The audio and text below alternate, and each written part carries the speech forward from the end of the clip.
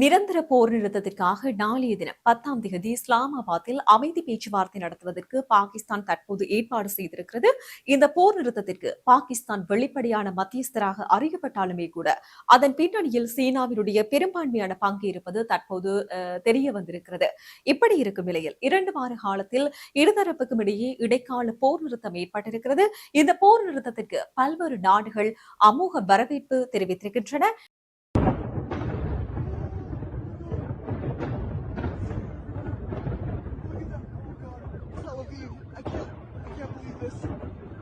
அமெரிக்காவும் இஸ்ரேலும் சேர்ந்து இந்த ஈரான் மீது தொடர் தாக்குதல் நடத்தி வந்த நிலையில் தனது கட்டுப்பாட்டில் இருக்கும் உலகின் முக்கிய ஜலசந்தியான ஹார்முஸ் நீரிணையை ஈரான் மூடி வைத்திருந்தது. இதனால் வளைகுடா நாடுகளில் இருந்து கச்சா எண்ணெய் கப்பல்கள் உலகின் பிற நாடுகளுக்கு செல்வதில் பெருமளவில் சிக்கல் நிலைகளை எதிர்கொண்டிருந்தது. அப்ப இதனால் இந்த கச்சா எண்ணெய் சர்வதேச சந்தைக்கு வருவதில் சிக்கல் ஏற்பட்டிருந்ததால அதனுடைய விலை எதிர்பார்க்காத அளவுக்கு கடுமையான உச்சத்தை எட்டியிருந்தது.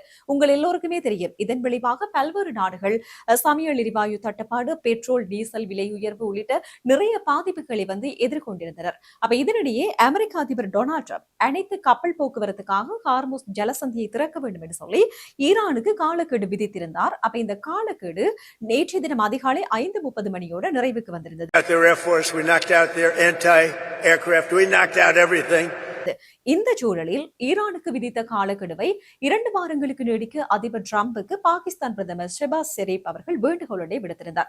அதன்படி ஈரான் மீதான தாக்குதலை 2 வார காலத்துக்கு நிறுத்தி வைக்கிறதுக்கு அதிபர் டிரம்பும் ஒப்புதல் அளித்திருந்தார்.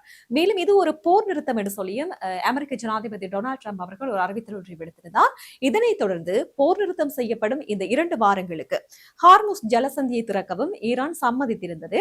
அப்ப இதைத் தொடர்ந்து இடைக்கால போர் நிறுத்தம் செய்ய உதவியதற்காக பாகிஸ்தானுக்கு ஈரான் நன்றிகளையும் தெரிவித்திருந்தது. இந்த நிலையில் நிரந்தர போர் நிறுத்தத்திற்காக ஏப்ரல் 10ஆம் தேதி இஸ்லாமாபாத்தில் அமைதி பேச்சுவார்த்தை நடத்துவதற்கு பாகிஸ்தான் தற்போது ஏற்பாடு செய்திருக்கிறது. இந்த போரில் பாகிஸ்தான் வெளிப்படையான மத்தியஸ்தராக அறியப்பட்டாலுமே கூட பின்னணியில சீனா இருப்பது தெரிய வந்திருக்கிறது. அதைவிட ஈரான் மற்றும் அமெரிக்காவுக்கு இடையிலான இந்த பதற்றமான சூழலில் போர் தவிப்பு மற்றும் பிராந்திய அமைதிக்காக சீனா மேற்கொண்டு வருகின்ற இந்த நகர்வுகள் மிக முக்கியமானவையாக தற்போது பார்க்கப்பட்டுக் கொண்டிருக்கிறது. ஏனென்றால் சீனா மற்றும் ஈரானுக்கு இடையே 25 ஆண்டுகால மூலோபாய ஒத்துழைப்பு ஒப்பந்தம் உள்ளது. அப்ப இதன் மூலம் ஈரானினுடைய எண்ணெய் மற்றும் எரிவாயு துறையில சீனா பெருமளவில் முதலீடு செய்கிறது. அப்ப இதனால் சீனாவுக்கு தடையற்ற எரிசக்தி விநியோகம் கிடைக்கிறது. ஈரான் பொருளாதார ரீதியாக தனிமைப்படுத்தப்படுவதை சீனா தனது வர்த்தக ரீதியான ஆதரவின் மூலம் தடுத்து வருகிறது. இப்படி இருக்கும்போது சீனாவின் சமீப காலமாக மத்திய கிழக்கில் ஒரு அமைதி தூதுவராக தன்னை நிலைநிறுத்த சீனா முயன்று வருகிறது. சவுதி ஈரான் சமரசம் 2023 பல ஆண்டு கால பகைமையை முடிவுக்கு கொண்டு வந்து சவுதி அரேபியா மற்றும் ஈரானுக்கு இடையே தூதரக உறவை சீனா மீட்டெடுத்திருந்தது. அப்ப இது அமெரிக்காவின் செல்வாக்கு குறைந்த இடத்துல சீனாவின் ஒரு ராஜதந்திர வெற்றியாக பார்க்கப்பட்டது. அதைவிட சீனாவினுடைய ஒரே மண்டலம் ஒரே பாதை திட்டத்திற்கு மத்திய கிழக்கில அமைதி என்பது மிக அவசியமான ஒரு விடயம். போர் மூண்டால் சீனாவின் எரிசக்தி இறக்குமதி மற்றும் வர்த்தக பாதைகள் எல்லாமே பாதிக்கப்படும். அதைவிட ஈரான் விவகாரத்தில் சீனாவினுடைய நிலைப்பாட்டினை எடுத்துக்கொண்டால் அமெரிக்காவை சீண்டுவதாகவே அமைகிறது. ஏனென்றால் அமெரிக்காவின் பொருளாதார தடைகளை மீறி ஈரானிடமிருந்து சீனா எண்ணெய் வாங்குகிறது. ஈரானுக்கு எதிரான ஐநா தீர்மானங்களில் பெரும்பாலும் சீனா தனது வீட்டோ அதிகாரத்தை பயன்படுத்தி முட்டுக்கட்டை போட்டு நிற்கிறது. அப்ப நேரடி போர் ஏற்படுவதை தடுத்து அமெரிக்கா மத்திய கிழக்கிலேயே அதிக கவனம் செலுத்துமாறு செய்வதன் மூலம்தான் இந்த இந்தோனேசியா பசிபிக் பிராந்தியத்தில் அமெரிக்காவின் பிடியை தளர்த்த சீனா முயல்வதாகவே இந்த விஷயம் தெரிகிறது. அதைவிட சீனா தன்னை ஒரு அமைதி விரும்பியாக காட்டிக்கொண்டாலும் அதன் பின்னணியில தனது எரிசக்தி பாதுகாப்பு மற்றும் உலகளாவிய அரசியல் செல்வாக்கை அதிகரிப்பதே ஒரு முதன்மையான நோக்கமாக இங்கு பார்க்கப்படுகிறது. இதேவேளை இந்த ஈரான் மற்றும் அமெரிக்கா இடையிலான இடைக்கால போர் நிறுத்தத்துக்கு இஸ்ரேல் ஆதரவு தெரிவித்தது. போர் நிறுத்தம் அறிவிப்புக்காக சுமார் 11 மணி நேரம் இடைவிடாது பாகிஸ்தான் பணியாற்றியதாக சர்வதேச செய்தி நிறுவனம் ஒன்றும் தற்போது ஒரு தகவல் ஒன்றை வெளியிட்டிருக்கிறது.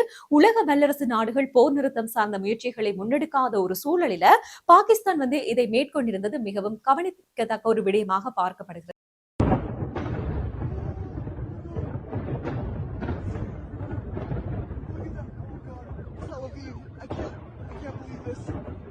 எதிரி நாடுகள் தான் இந்த தாக்குதலை நடத்தியது என்று சொல்லி ஈரான் கூறியது. ஆனால் உண்மையிலேயே இந்த தாக்குதலை நடத்தியது அமெரிக்க படையா இல்லை என்று சொல்லி சொன்னால் ஸ்ரேலா என்பது தெரியவில்லை. அப்ப இதற்கு பதிலடி கொடுக்கும் விதத்துல குவைத் மற்றும் ஐக்கிய அரபு எமிரேட்ஸ் மீது ஈரான் தாக்குதல் நடத்தியது.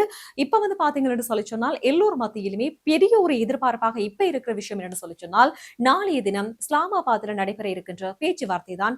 பொறுத்திருந்து பார்க்கலாம் அங்க என்ன நடைபெறுகிறது என்பதை.